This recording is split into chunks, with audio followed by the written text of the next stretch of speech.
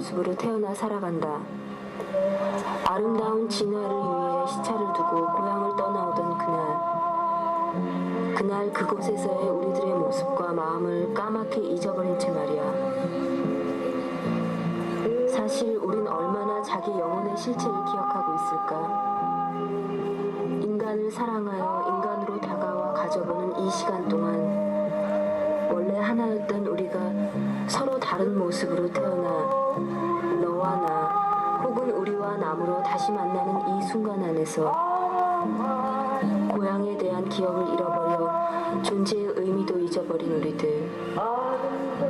회귀의 그날 전에 미리 기억하고 잊지 않음으로써 더 많이 그리워하고 사랑할 수는 없을까?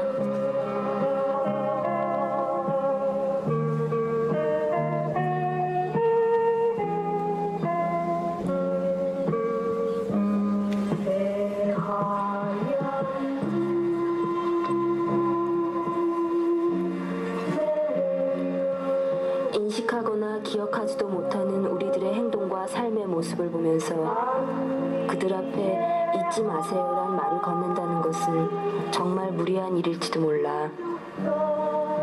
작업을 준비하면서 세상을 보다 가까이서 바라보고 사람들의 삶을 보고 있노라면 처참하리 많지 외로운 이의 독백이라는 생각도 들고, 그래서 이 작업은 처음부터 아무도 공감하지 못하는 실패작이 될 거라는 걸 알아.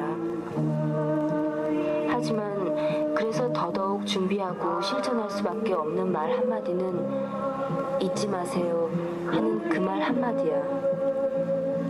하긴 그들이 비록 들을 수 없는 목소리로 들리지 않게 얘기할 뿐이지만.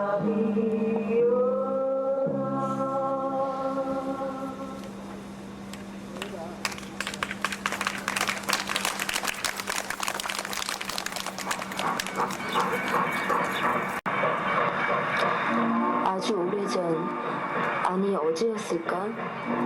어느 조그마한 마을, 우린 그곳을 도남동 혹은 51817이라고 부르기도 했어. 하지만 시간이 흘러 지금 그 사람들은 어디서 그 사랑을 이어가고 있을까? 기억하고 있을까? 안타까워서 기억하세요 하고 말해보려 하지만 그 말을 들어줄 여유도 없이 슬픈 모습으로 자아에 빠져 개미처럼 열심히 살아가는 비참한 욕구에 침몰된 기억 잃은 영혼들. 그래서 다시 그리움으로 사람들을 바라보며 잊지 마세요 하고 속삭여라도 보고 싶어.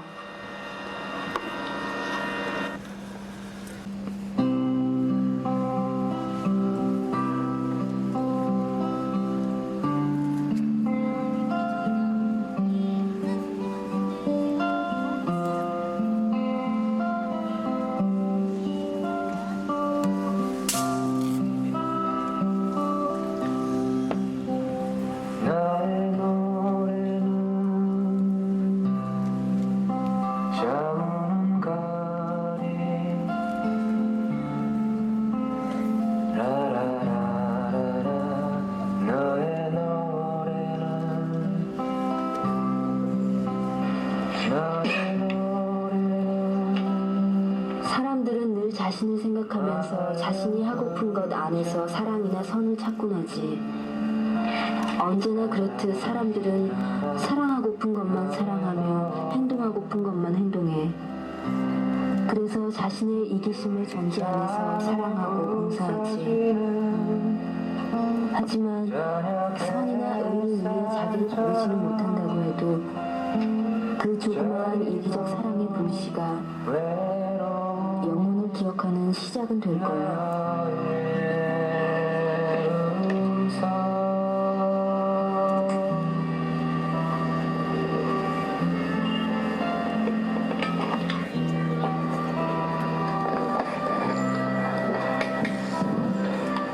형 나야 창원이 길을 떠나기 위한 준비를 마치고 새벽 일찍 집을 나왔어. 새벽 차가운 바람이 내 몸을 감싸고 도는 게 온몸이 가뿐했어.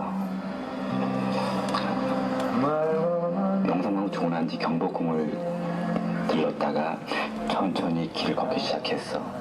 숲을 밖으로 벗어나와서 철길을 따라 걷고 있는데 철길 길 건너목에 작은 비석이 하나 있는 거야. 한 어린아이를 구하기 위해 죽어간 남자에 관한 이야기였어. 아버님, 모르는 일을 위해서 죽어간 당신이 자랑스러워요. 행복하세요. 라고. 이제 잠시 후면은 우금치에 들러 지리산, 광주, 4.3 제주 이렇게 길을 걸어갈 생각이야. 난 거기에서 아름다운 사람들을 만나보고 싶어. 형이랑 전화통화를 하고 싶었는데 전화가 안 되네 해서 음성 메시지를 남겨요. 형, 잘 지내?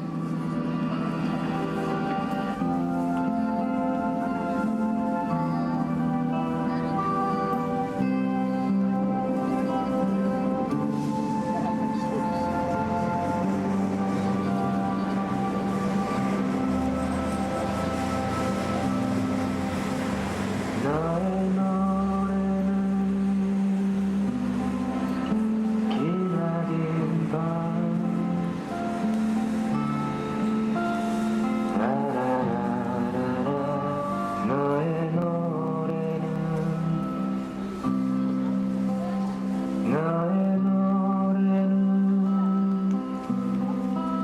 새벽 종소리 우리는 살아가면서 꿈처럼 현실을 꿈처럼 인식하는 존재들이야. 하지만 자신을 구성하고 있는 본질적 원소가 영혼임을 알지 못하고 심신의 조각들을 본질로 착각하며 살고 있는 거야. 그래서 모든 영혼들의 귀한 본질을 기억하지 못하고 3차원적 공간 안에서 보고 듣는 것에 급급해 이기적인 행복만을 추구하지.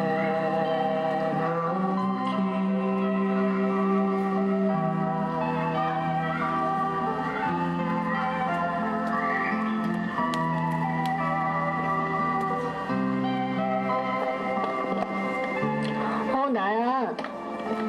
나라고. 그냥 그렇지 뭐. 그냥 솔직히 좀 별로야. 글쎄 떠들썩하긴 한데 여기저기서 하는 것도 많고. 근데 별로 찍고 싶은 건 없네. 아니야, 그래도 일정대로 다 하고 가야지. 가면 또 다르게 뭐 건질만한 게 있을지도 모르니까. 그래서 수미 언니나 좀 찾아보려고 온 김에. 민진 잘 있지? 그래, 알았어. 안녕.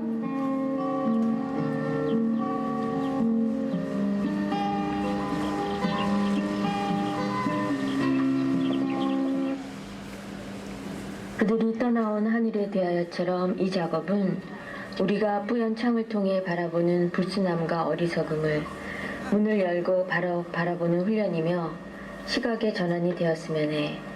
눈으로 보던 것을 눈을 감고 보고 귀로 듣던 것을 귀를 막고 들으며 정신이라는 뇌세포로 인지하던 것을 영혼으로 인지하는 작업의 징검다리 작업이 되었으면 하고 말이야.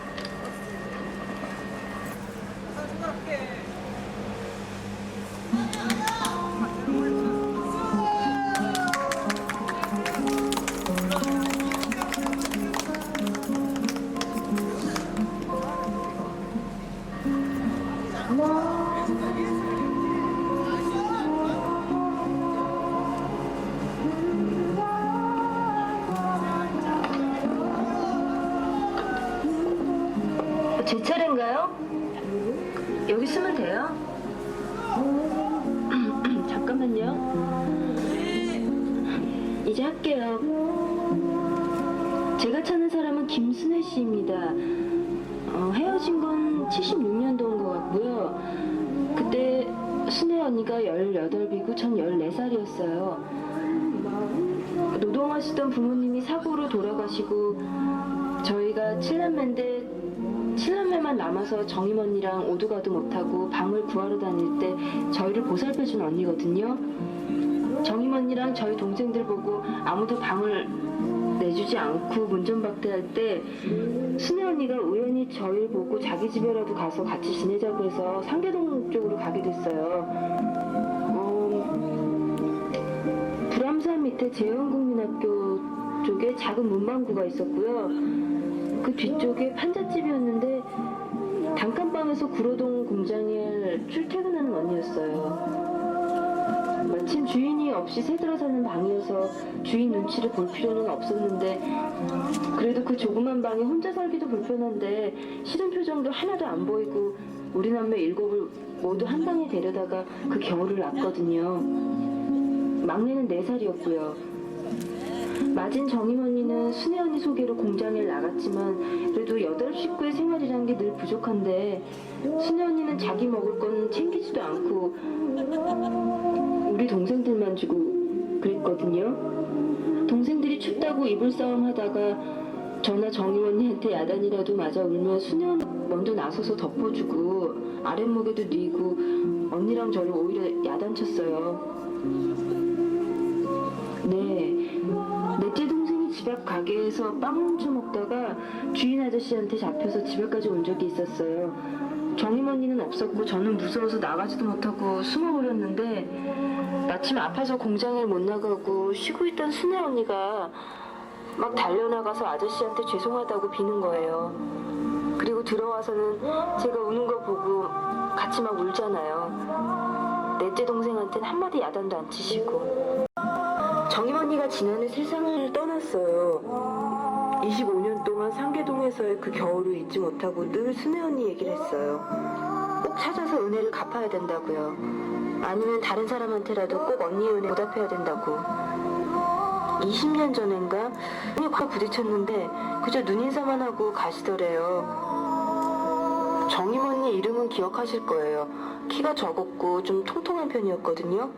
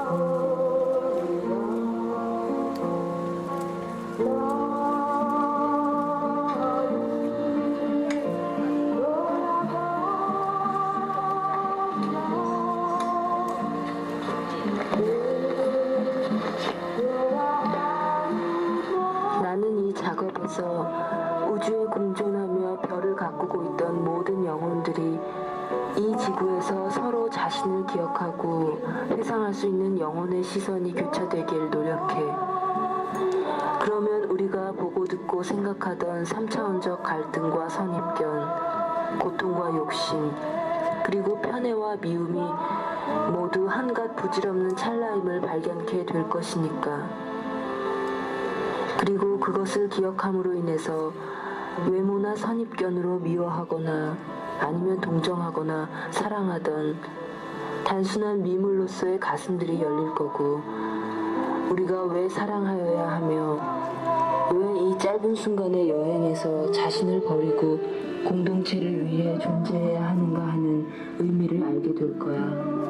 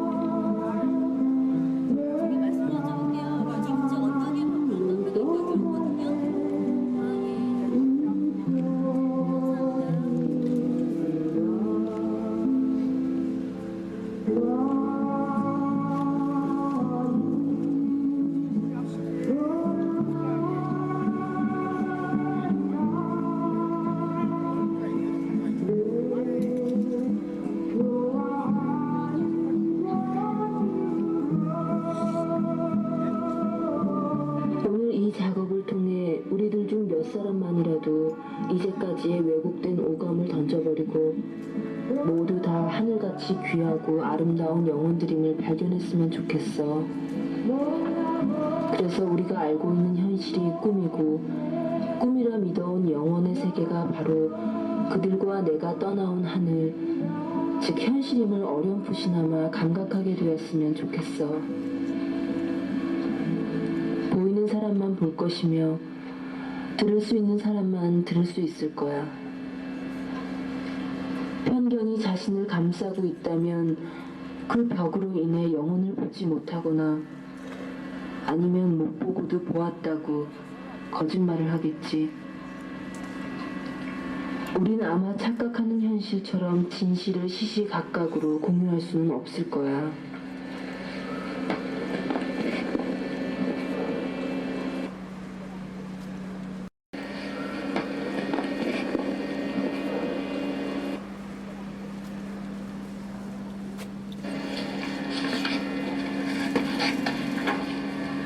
우리가 떠나오던 날, 우린 이 여행의 짐을 꾸리면서 자신을 버리고 희생하고자 미물적 속성을 즐겨 짊어졌고, 그 순간에 우린 이미 회상의 능력을 소실했을지도 몰라.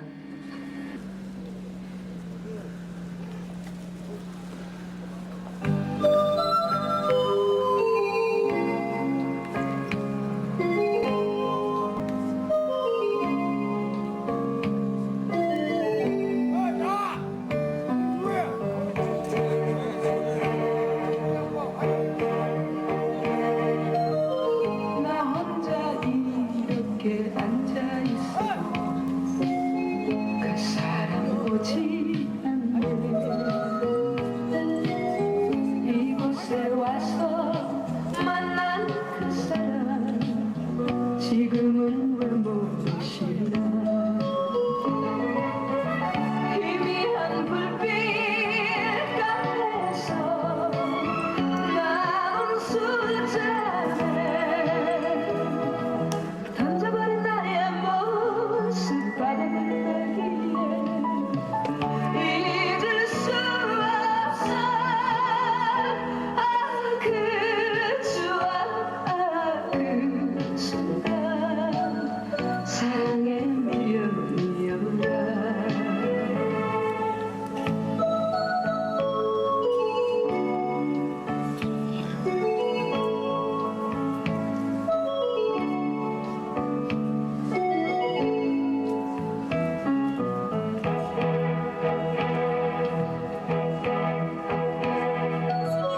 못 잊어 이렇게 찾아 헤매도 그 사람 소식 몰라. 나 항상 너를 생각하지만 내 모습 보이지 않네. 희미한 불빛 같아서 나는 술잔에 나의 발을 묶어놓고 떠나버렸지만 지울 수 없어. 오늘도 내일도 사랑은 추억이었나.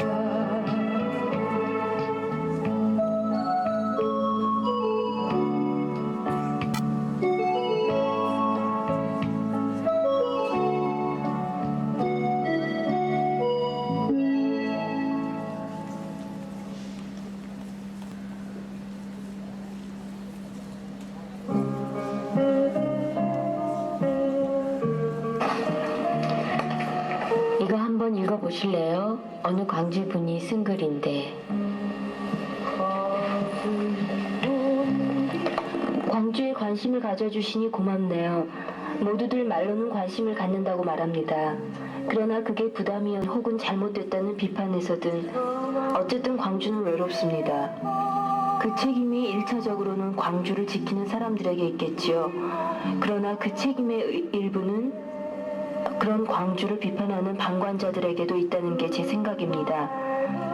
외골수로만 가는 광주를 비판만 하지 그럴 수밖에 없는 환경을 이해하고 진정으로 그 아픔 속에 함께하는 자세로 설득하려는 노력은 없습니다. 문제는 애정이죠. 애정이 있으면 오해가 생기지 않습니다. 저는 이번에도 뼈저리게 느끼는 게 하나 있습니다. 우리가 광주를 포위하고 있는 이 철벽 같은 장벽을 허물어뜨리려고 하면 할수록 이 벽은 마치 늪에 빠진 물체가 허우적거릴수록 더욱 빠져들듯 두터워짐을, 마침내 구경꾼은 늪에 빠진 생명체를 구하기를 포기하면서 나로선 어쩔 수 없었어 이렇게 말합니다. 80년 5월에도 그랬죠 아마? 정말이지 광주에 살고 있는 사람들이 느끼는 고립감이란 무슨 천형을 짊어지고 태어났나 싶을 정도로 깊습니다. 때로는 광주에서도 에이 언제 우리가 남한테 기대고 살았냐? 우리끼리 올바르면 됐지. 이런 식의 반응이 주류를 형성할 때도 있습니다. 저는 그런 입장에 반대합니다. 우리 스스로 정당성을 객관적으로 입증하고 동의를 얻는 데 실패한다면 5월 항쟁 기간에 느꼈던 고립으로부터 오는 공포감에서 여전히 헤어날 수 없기 때문입니다. 16년 전 오늘 광주는 작은 희열을 맛보았습니다. 나중에야 어찌될 망정 우린 계엄군의 퇴각을 환호했습니다. 나는 도청에 들어가서 붙잡혀온 공수부대가 부들부들 떨고 있는 모습을 목격했습니다. 생각 같아선 그냥 그 자리에서 총살이라도 시키고 싶었습니다. 실제로 그땐 우린 그렇게 할 수도 있었습니다. 그러나 그래선 안 된다고 사람들을 설득했습니다. 성난 군중들은 그를 제물로 삼기를 원했지만 만류했고 투쟁의 대의에 대해 생각하기 시작했습니다. 생판 처음 만나 서로 모르는 사람들이었고 그들은 모두 무장한 채였죠. 해방 기간 동안 에피소드는 무수히 많습니다. 그러나 항상 우린 고립감에 괴로워했습니다. 저는 인간에게서 고립이란 게 얼마나 무서운 것인가 공포의 실체를 맛보았습니다. 물론 스스로가 나약한 존재라는 사실도 뼈저리게 깨닫고 책 속에서 만나는 공포가 아닌 우리 앞에 가로놓인 공포감은 대단히 실질적이었습니다. 도시 전체가 파멸될 수도 있고 모든 게 한꺼번에 끝나버릴 수도 있는 16년이 지난 오늘 돌이켜보면 참 역사란 무심한 거구나 싶습니다. 진실은 왜곡되고 심지어는 희화화되고 광주의 진실은 빛이 바래고 이제 누구도 가까이 하기를 꺼리는 그런 흉물로 전락하고 있는 모습을 볼 때 참으로 안타깝습니다. 사람들은 그걸 원합니다. 진실을 원하는 게 아니라 재미를 원하고 뚜렷한 논리적인 상징을 원하고 그런 식으로 투쟁의 진실은 형해화되고 이제 모두 등을 돌리고 있습니다. 80년 5월 고립된 광주에서 느끼는 공포감이 다시 느껴집니다. 개인적으로 저는 10수년간을 그 문제에 매달려 왔습니다. 고립은 공포다. 어떻게든 고립되지 않아야 한다. 그건 우리에게 논리가 아니라 생대다. 그 점에서 저의 기준은 분명합니다. 내부건 외부건 결과적으로 고립을 초래하는 행위를 하는 자는 죄악을 저지르는 것이라고. 제게 정의란 그렇게 중요하지 않습니다. 정의가 고립을 해소시켜 줄 수 있을 때 중요하다고 생각합니다. 아직까지는 정의가 그런 역할을 할 수 있을 것이라는 믿음이 있기 때문에 저는 정의를 지키려고 노력합니다. 그러나 정의가 그 자체로서 외롭고 고립을 초래하는 것이라면 저는 언제라도 변절을 각오하고 있습니다. 참으로 오랜만에 이런저런 문제를 생각해 보는군요. 예기님의 끊임없는 진지함에 이끌려 새삼 이런 상념을 떠올려 보았습니다.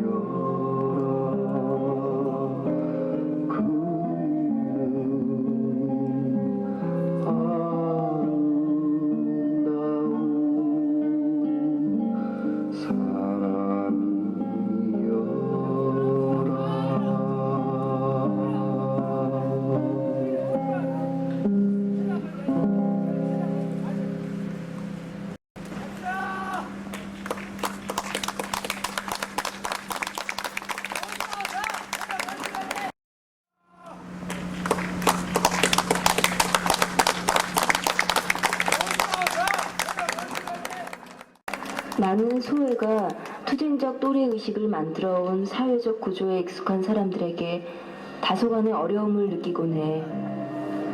하나라는 개념이 확대되어 정말 하나라는 안에 모든 것을 넣지 못하면 그건 둘 혹은 그 이상의 개념과 상통하고 결국은 적개나 경쟁 혹은 소외를 만들거든.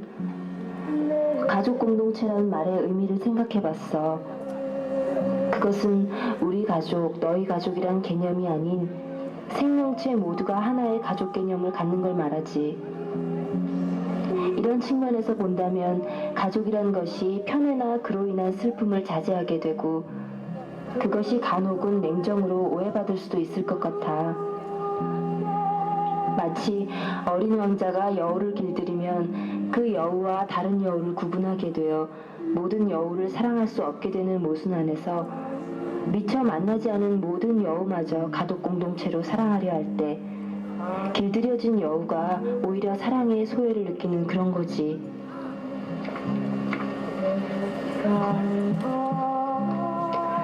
우리가 이제 살면서 기억해야 할 것은 서로를 마주할 때 욕정의 제물인 심신의 오감으로 보지 않고 본연의 영혼을 만나는 훈련이야.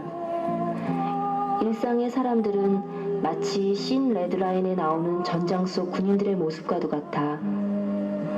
고향을 그리면서도 늘 고향과 멀어져 가는 거야. 그들의 영혼은 과연 기억 잃은 자신의 육신을 어떻게 다시 만날까? 하지만 가끔씩은 외쳐봤으면 좋겠어. 잘 지내고 계신가요? 마치 와타나베 히로코처럼.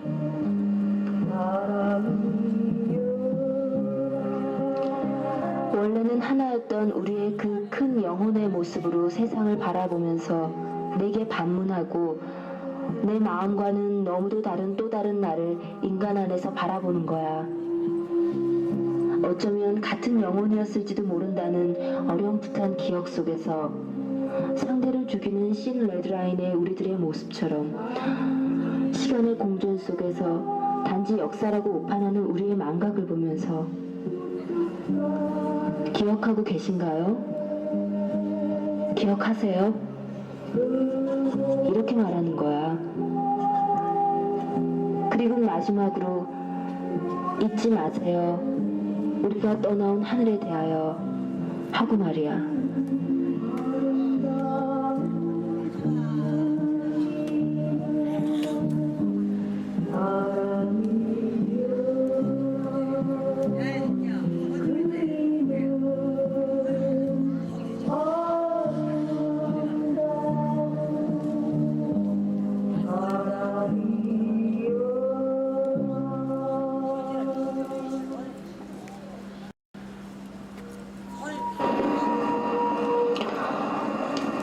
나 잘 지냈어? 지금 올라가려고 표 끊었어. 좀 피곤하네. 촬영? 그냥 뭐 내가 찍으려고 계획했던 부분에서는 실망이 큰데 다른 부분에서는 수확이 컸어. 올라가서 얘기할게. 그렇게 궁금해? 요점만 말하면 지금 올라가면 아마 이번 작업 방향 자체를 바꾸려고 해. 그냥 뭐랄까 작아 보이지만 정말 아름답게 그리고 선하게 살아가는 사람들 속에서 삶의 가치를 찾아보고 싶어졌어. 그런 사람들이야말로 내 필름에 담아야 될 주인공들이 되어야 하지 않을까. 뭐 그런 생각들이지 뭐. 만나면 내가 만났던 그 사람들 얘기해줄게. 분명 내 주변 어딘가에도 이런 사람들이 있었을 텐데 여기 와서 보이기 시작한 거 보면 광주의 미덕이 그런 데 있는 거 아닌가 싶네. 피곤하니까 혼자 수술하는 것 같아. 그럼 서울에서 만나.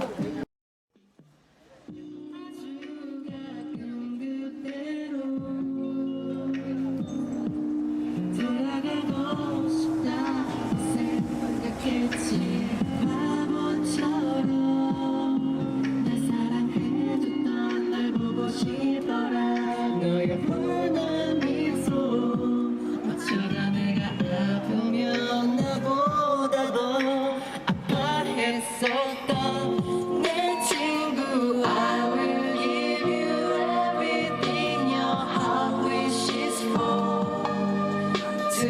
Where we all go, I just want you to know.